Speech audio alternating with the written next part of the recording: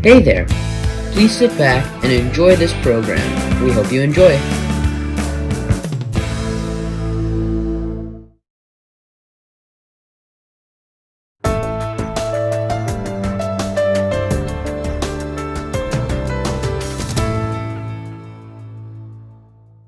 Conflict. It's everywhere. And it was there when our government was first being formed. Today, we're going to look at some of the ways conflict and compromise showed up during the Constitutional Convention. Let's go!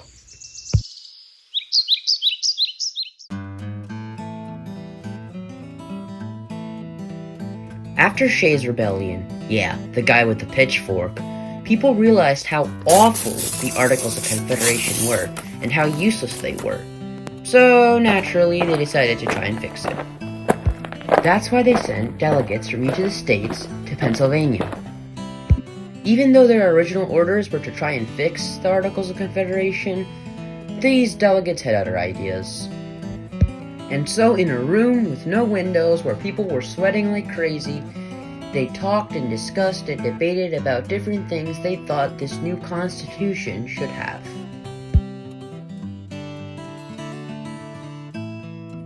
Today we're going to talk about one of the overarching conflicts, known as North versus South. One of the main topics in this debate is economy.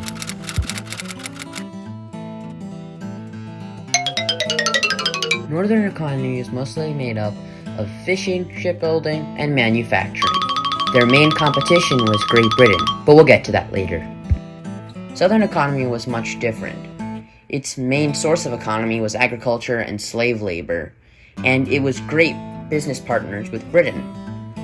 Because of their differences, it's easy to see why the North and South never really got along.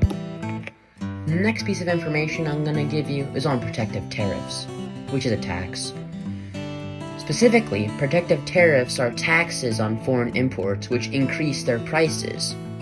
By doing this, Northern economy was able to boom since people were more likely to buy the now lower Northern prices. The South, however, was not much for protective tariffs because they needed foreign buyers in order to boost their own economy. They were afraid that these tariffs would scare them off and degrade their own economy. People like Thomas Jefferson believed the states should stay connected with England in order to promote businesses in the South and keep their economy going strong. However, opposing sides, like Alexander Hamilton, believed the states should cut off their ties with England in order to show independence, and he gained the favor of the northern states.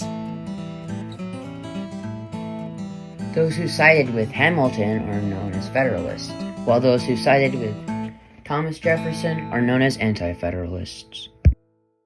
The last topic of study we'll be looking at is slavery. As mentioned before, slavery was huge in the South. Almost all of their labor force was made up of slaves. While the South thought that the Bible justified slavery, the North saw slavery as immoral and evil. Since the North knew the South needed slavery, they decided to strike a deal. The South allowed the government to control trade, then the government wouldn't interfere with slavery. The South said they would accept these terms as long as 3/5 of their slave population was counted toward representation. The 3/5 clause was created. 3/5 of the slave population would be counted toward representation, but also for taxation. This meant states with more slaves would have more representation in the government, but would also have to pay more taxes. The last compromise the South asked for was the Fugitive Slave Clause, which stated that slaves that escaped from slave states would have to be returned to their previous owner, and anyone who did not listen to this law would be thrown in jail.